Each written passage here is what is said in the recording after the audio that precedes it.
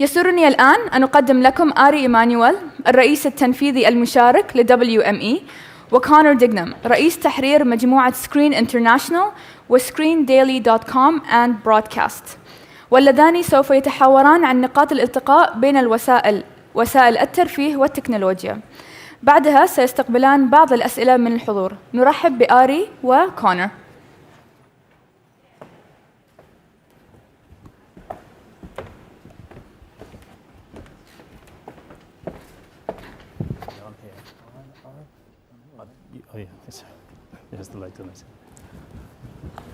Okay, good afternoon. Welcome.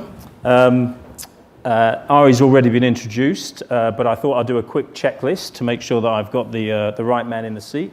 It's a tough act to follow Bill Gates, but luckily we do have Ari Emanuel. I think it's up to it. So Ari is co-CEO of WME, one of Hollywood's mega agencies, formed by the merger of his business endeavor with William Morris in 2009. Check, that's right, Ari? Yes, that's right. Ari's stated ambition for WME is to create a new model of talent agency, not simply managing clients, but packaging up talent and projects that can be sold to studios or networks or even directly to the customer. Check? Kind of, yeah. Ish? Yeah. Okay. Ari has been described as a 21st century Hollywood mogul and is the inspiration for the agent character Ari Gold in HBO's Entourage. Absolutely accurate. Absolutely. Okay. And recently, Ari has been highly vocal in calling for Hollywood and Silicon Valley to work more closely together to tackle piracy, but as yet there's little evidence of that happening. Not true. Not true. Okay, so let's start with the... You would say right now that actually, I think there's actually a great deal of conversation going on. Actually, I believe also Google has made some inroads into people that are putting up content that they're getting notified about, are moving them down on the list in the search queues. So I actually do think that they are participating in the process. Okay. Now, it's not because of me. I think there's a lot of people having conversations with them. Okay, so let's just get... I knew this was going to be the first question. Well, it's the title of the piece is why can't Silicon Valley and Hollywood? So we'll do a little bit about that and then let's widen it out slightly to the Well, I actually think, Silicon Valley and Hollywood are working together pretty well on certain aspects of it. And I think there's three aspects that have to start coming together as the world begins to change. I think advertisers, content, and distribution in new media. Old media, it's working perfectly well.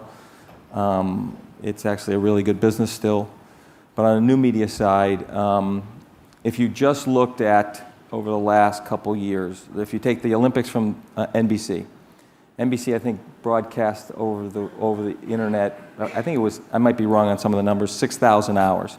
It was, and the timing based on the United States was off because of where it was held. It was the highest rated Olympics of all time. Now, I'm not sure it was because of the internet and they broadcast it, but people were watching it and knew the results. Yeah. Also, if you look at NBC this year and you look at Fox last year and you look at Showtime, they have been airing the pilots of a bunch of shows from Go On, which is the highest rated comedy that NBC has had in I think 4 to 5 years. They aired that pilot 6 or 7 weeks beforehand on the internet. They didn't do the whole show. Yeah. Same thing with Homeland, same thing with New Girl from Fox. And that has given kind of the audience a taste of the show and actually boosted the ratings significantly. They also did it with Revolution. So I do think there's things going on there. And then on the other side, you have web series like Children's Hospital. These are things that we're involved with, and there's other people that do stuff.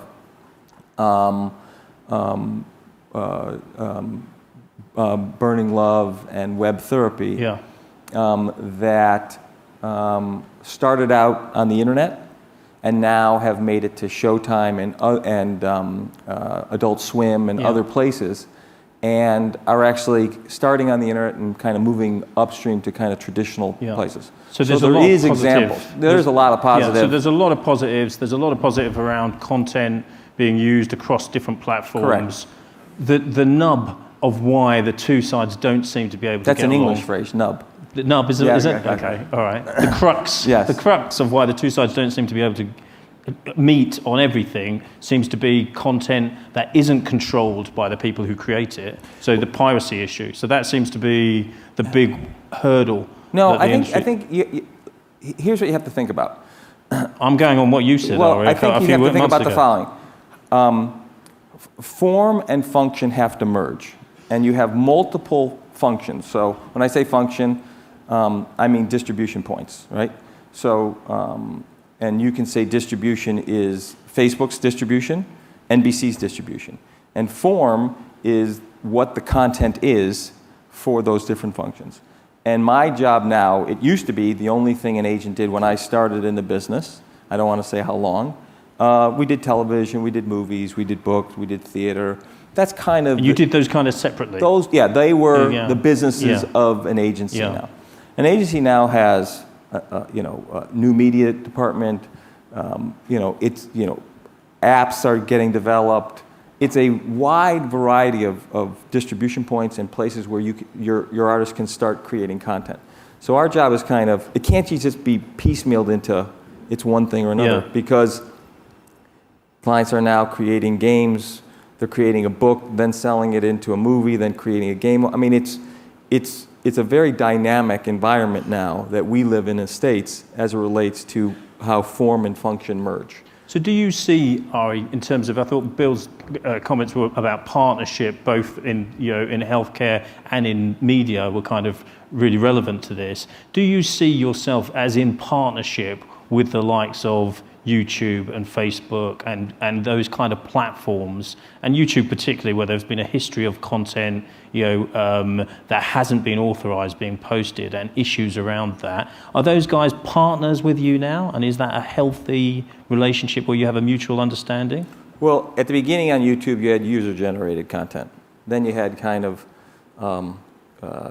high school or graduate school, college content.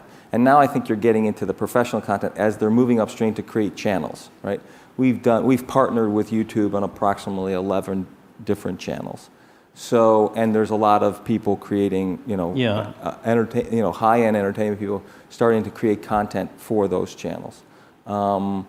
So that partnership is working. We'll see where that takes. I think it's a great time for content creators in this space. So I do think there's partnerships, and then there's places where we have disagreements, right? And as I said earlier, I think there's some actually important things happening right now in that space that are moving the ball down the field properly. Yeah. So Ari, have you been taking lessons in diplomacy then? Because when I saw you on a video a few weeks back where you were kind of fairly vocal and passionate about the shortcomings of Silicon Valley, and you characterized it very forcefully as, these guys are not doing what needs to happen for us all to move together. I do have a family member who's in politics, right? So maybe he's giving me some lessons, but I do believe that it is actually getting better. I'm not just saying that. I promise you, I don't say things just to say things to be nice. I don't really care. But I do think it's actually getting a little bit better.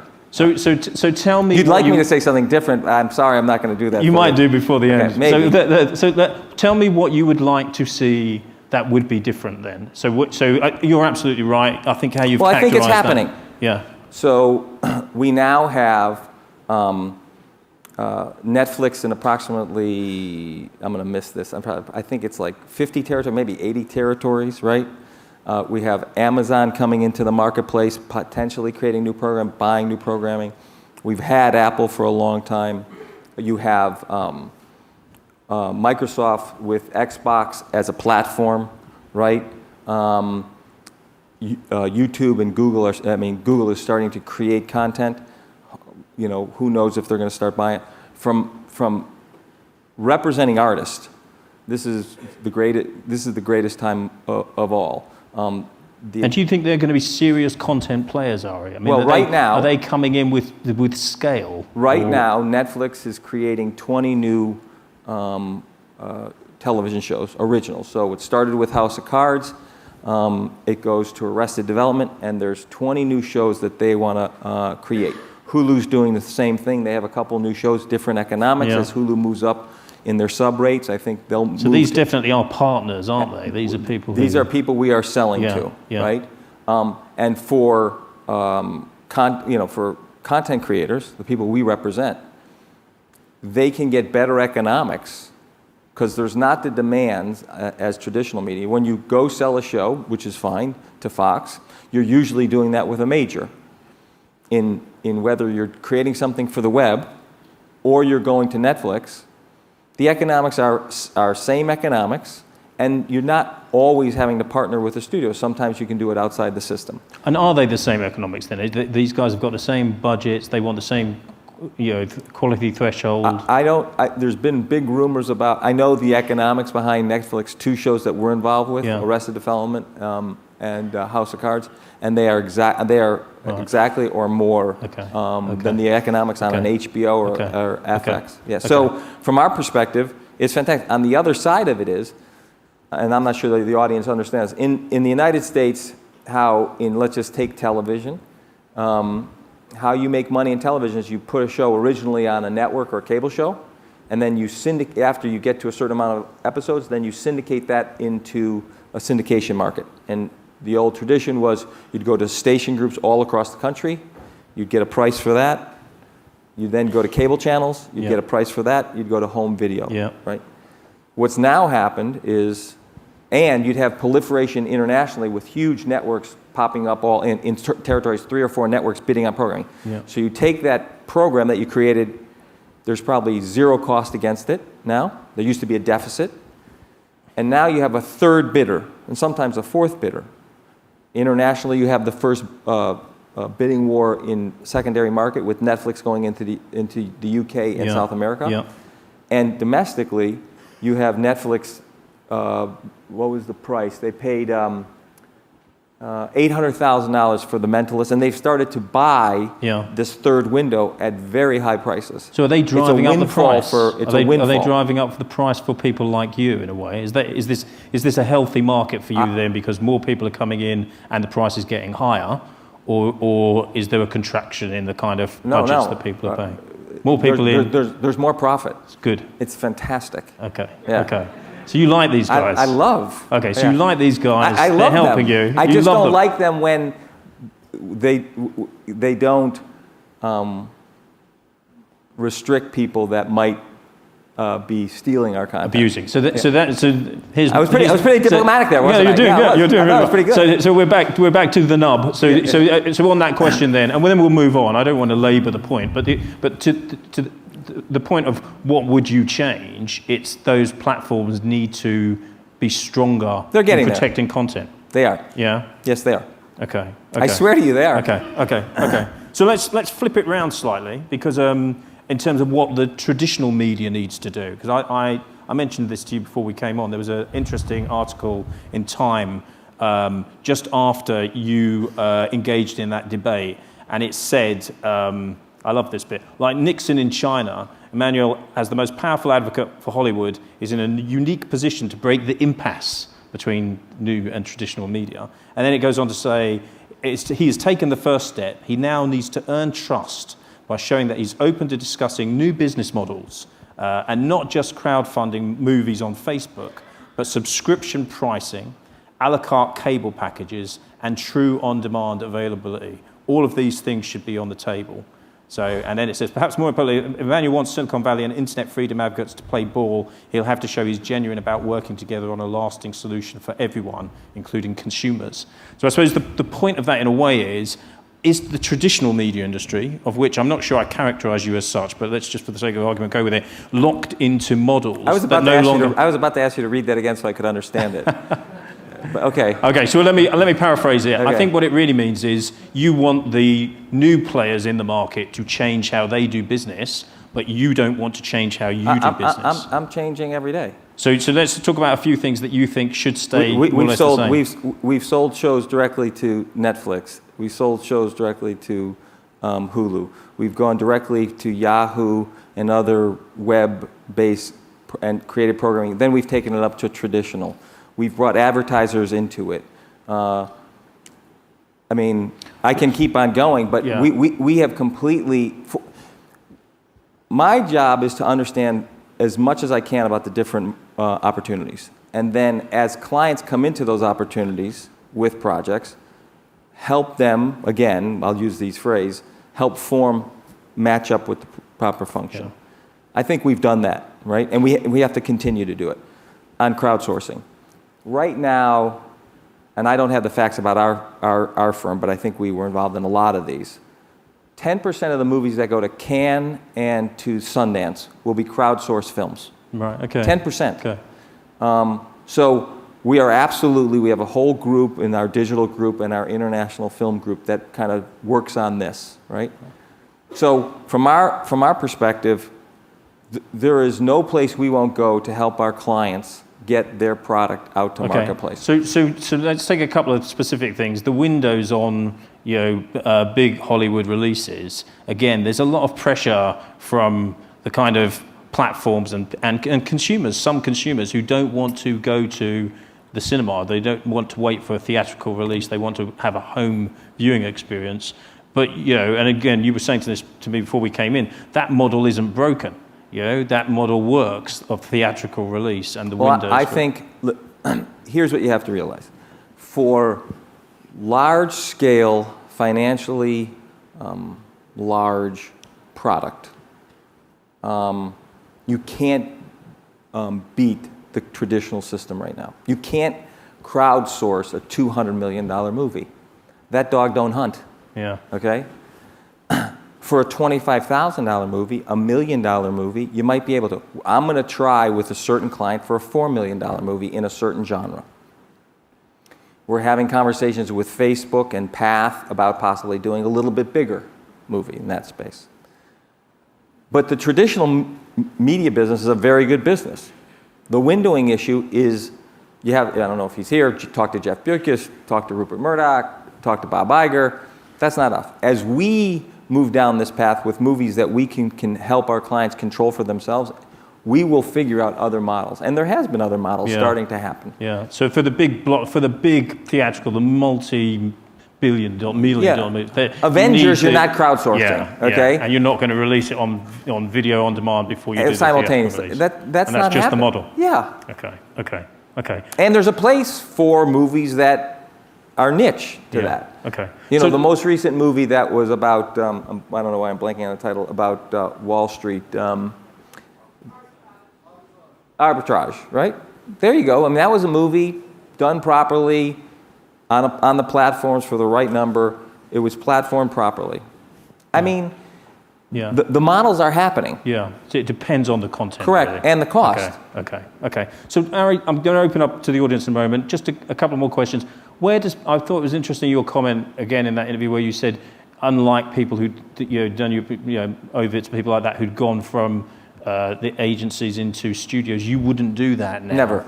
So where does power lie? Where does power in the kind of Hollywood system these days lie? Well, I think it's the greatest time for clients that it's ever been, just because of the proliferation of distribution points. And as Bill just talked about, it's only going to become greater and greater. The challenge we have is to keep ahead of it so that we can advise our clients properly. Even though it is still a really great model, the traditional business, I think over time it is breaking down. So it doesn't lie with the studios anymore in quite the way that it used to. I wouldn't go into the studio system. No. I wouldn't go into the cable business. And so your business then, and when you did the merger and the vision you had for it, you're driving it towards that. You're in that place of I read a book. I don't know when I started in New York and I then came out to Hollywood. Then I went to CAA and I went to ICM and at a retreat at ICM, I brought in a guy by the name of George Gilder. I don't know if you know George. He's a pretty big technologist. And George wrote a book, I think in 87, 88, Life After Television. And started talking about 10,000 channels. And at that point I realized, this is going to be the world. And we're not there yet. I mean, we're kind of there. We're almost there. What was the stat? In the United States, in 2009, there was 39 scripted shows in cable.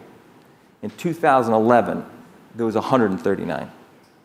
So from my perspective, and I represent people that create shows, what's wrong with that picture? Yeah. It's fantastic. Yeah. And recently, the cable networks have to increase their sub rates, and there's 37 cable channels above 80%, which is what you need to be kind of in the United States.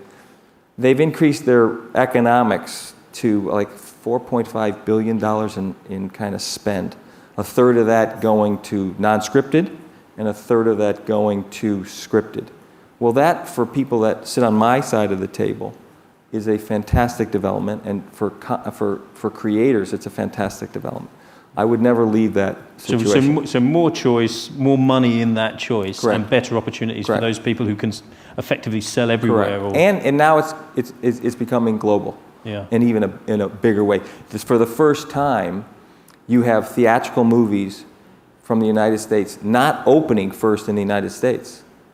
They're opening internationally. They'll open in Brazil, in Russia, etc., and then come to the United States. That is a fantastic opportunity. So that's a good point, and Ari, as we're sitting in Abu Dhabi, carry that on. I mean, how much does the international picture play into your thinking now when you're sitting down and thinking about projects? That's a good and a bad thing, because people, and I consider myself, somebody said to me, I'm not 50, I'm in my 50s, so for people like me, you complain sometimes about the quality of movies. I think actually movies are great right now. I think television it's in its renaissance. But those movies go to a certain type of people and kind of demographic. So what you're saying that's the big movies. Those are the big movies, you have which to plan I the big still movies love. as international. I still love, yeah. They'll start internationally. Yeah. But arbitrage will start kind of platforming domestically. Yeah. So. Yeah. Okay. And in terms of your kind of what kind of keeps you awake at night, I'm not sure what does, but and I don't sleep that well. So you don't sleep that well. No. Lots keep you awake at night then. So what do you think are the big challenges for the industry or your business then in terms of taking WME forward? Well, we have a point of view about our business as it relates to where we want to go, and we brought Mubadala into our lives recently. We brought Silver Lake into our lives. We have a point of view of where we need to be in the movie, television, book area, and music area. There's only two players. There's us and CA. Not to be disrespectful to some of the other agencies in the business, but the majority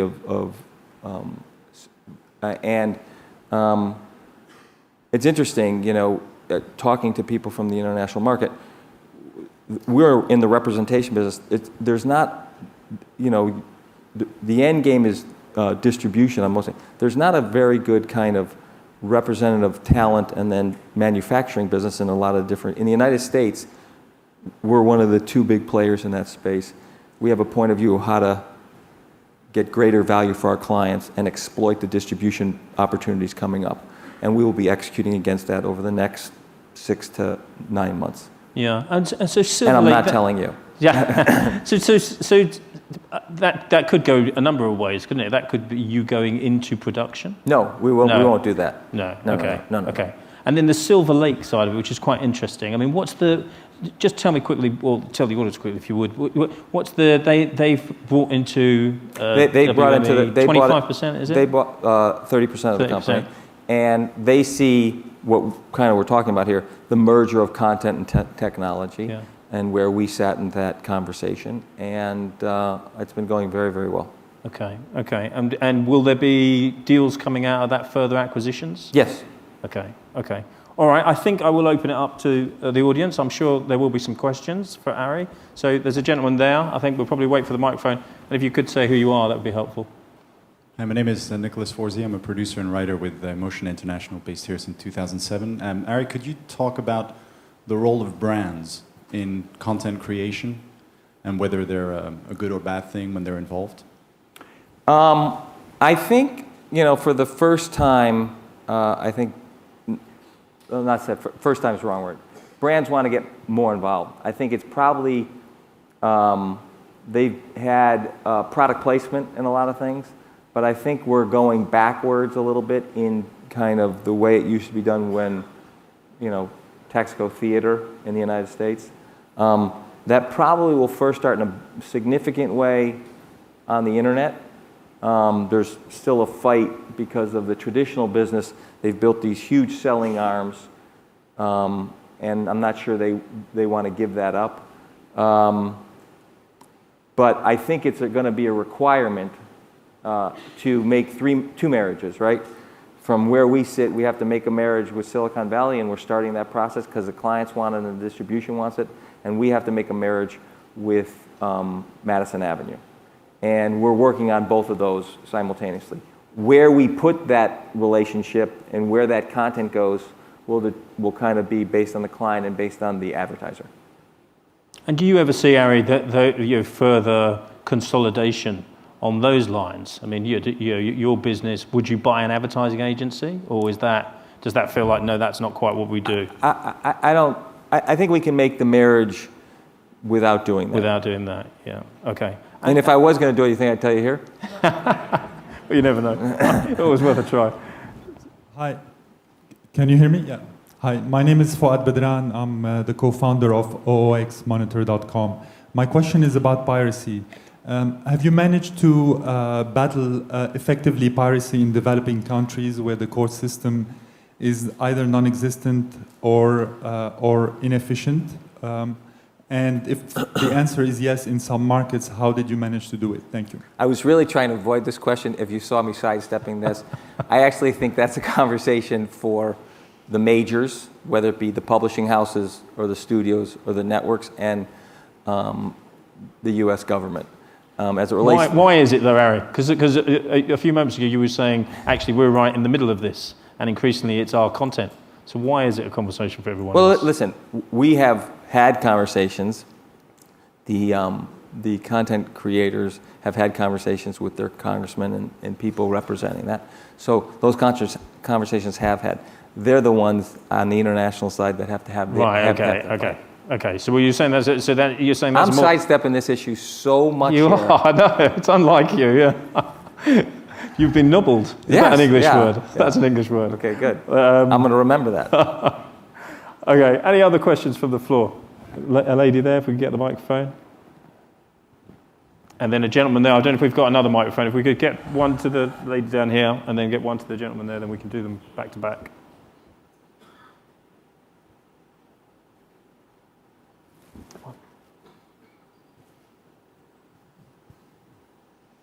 Hello, my name is Alessandro Priante. I wanted to ask you something. You mentioned crowdfunding, and you mentioned an interesting percentage, which is like 10%. That's a lot. Yeah. And I wasn't aware of that. I was actually thinking crowdfunding still wasn't picking up too much. I personally am the vice president of Euromage, which is the fund of the Council of Europe that funds European co-productions. So we're... I need to know you. Really? Yeah. I was sure about that. Yeah. No, in terms of crowdfunding, do you see that possibility applying for this part of the world? Because I've seen few experiments starting up. There's a Palestinian film, When I Saw You, from Anne-Marie Jasser, who's actually now participating to the Abu Dhabi Film Festival and competition. That has been partially crowdfunded, but for like a small part. Films from this part of the world don't have big budgets. I definitely think it's going to be part of this conversation. I think the things you have to work out are the equity splits and how that works in crowdfunding, which we haven't done in the States, and it's going to be an issue here, because if you're crowdfunding, how those people get paid is going to be an interesting conversation. But I definitely think it's going to be a viable alternative depending on budget, whether it be TV shows, web series, movies, books, music. It's going to be a viable opportunity. And what's you've been involved in that, Ari, at the moment. I know you've spoken about it before. Yeah. Have you got products that have been generated in that way at the moment, or it's in the pipeline? There's a couple inside the firm that have been generated that way. We're going to try and see how far we can go with them. We've got a couple coming down the ramp that are larger budgets, and we'll see what we can do. Okay. And then there was a gentleman over there for the question. Yeah, hello, hi, Ari. My name is Abdurrahman, and I'm we can say upcoming entertainment entrepreneur. We've been working for a couple of years here. My question is for content development, same thing that the lady said about crowdsourcing. For us as young entertainment entrepreneurs, we're trying to develop content to sell off or to create new media based in this region. And as you, one of the co-founders of the WME, and as you said, in the States, you guys got CAA. We don't have these kind of agencies around here. And as us young people trying to create content, sell it to big entertainment companies or media companies, we tend to go into some problems or negotiations that we can't really fight our own battles sometimes.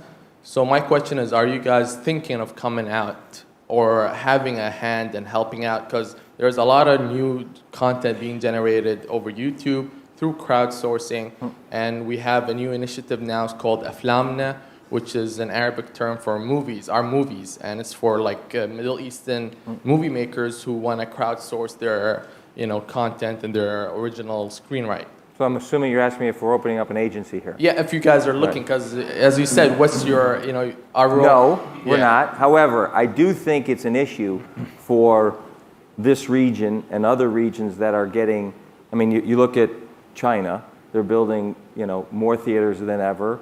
These are areas that, there's a huge population under 25. I think it's a requirement that entertainment get handled properly. The infrastructure that we have created in the United States does not exist in whether it be China, here, or other places, and that's a representation that then can go into kind of delivered to manufacturers. I don't know the answer to that. Here's what I would say as it relates to us. It's never the case, or I've never seen it the case, when talent that actually can be monetized across multiple countries and multiple SKUs does not get noticed by somebody in my neck of the woods. So if you're talented, and I don't care where you live, as we just saw out of South Korea, he puts a video on YouTube and it blows up. Yeah. He gets signed right away in the United States. If you're talented, cream does rise to the top, and then people like me fly here a lot more, and I've been flying here a lot. So it gets into festivals. It does happen. The inner workings of an agency kind of practice here, I don't know anything about it. We're not moving in that area right now. No, I'm not. But arguably, it's actually, I'm sure it sounds easy when you're out there trying to break through, but actually, arguably, it's easier now to break through than ever because technology is your friend. We in Hollywood, and we've taken 3 or 4 short films that people have created and seen them on the internet, on YouTube, taken them and sold them as movies. And those guys are now got developed into movie makers. Into filmmakers that are keep doing what you do. Correct. And it's easier now to get your talent exposed. Yeah. Okay. Right. As a gentleman there, I'll take a couple more questions, and I think we should bring it to an end. I'm in the red zone. So, if you're okay with that. I'm fine. Hi, Ari. Shahid Khan. I'm a media entrepreneur from New York. In this new world with Netflix and YouTube and all these things going on, what's the role of a television network that you see? And do you see these over-the-top services going in that direction, becoming networks? You mean the YouTube channels? Part 1 was, what do you see the role of traditional television networks? I love it. I don't think it's going anywhere. It's actually a fantastic business. It's called broadcasting. It's still the only way to get huge audience. And I don't think these numbers will hold the way they're, but if I might be wrong here, I think it was $60 billion was spent on in the high-end broadcast cable business, and I think 32 billion. Across all broadcast networks, above 70%. I think it's a little bit more. You might be right. And the numbers in the internet were significantly less. Now they're shifting, right? But it's still a fantastic business. And when you have, how would I say, high cost product, it's the only way to kind of monetize them. But like I said at the beginning, do I think there's a place for interesting, innovative, new stuff at different economics? Yes, and we're doing that. So now, will one of those kind of make the grade, or the world changes where it's picked up in such a way that it's economically viable for people to put money in and pay? Yes, I do think so. Right now, broadcasting is still, and high-end cable is still a fantastic business. Okay, thank you. Okay, I'm going to have to call it a day there because I've just realised that there's a big screen over there that says overtime. And you'd noticed that, hadn't you? But I hadn't. Yes, I did. So, ladies and gentlemen, I'd like you to put your hands together. Please thank Ari Emanuel for his contribution. Thank you. Thank you for your questions. Thanks a lot, Ari. Is that okay?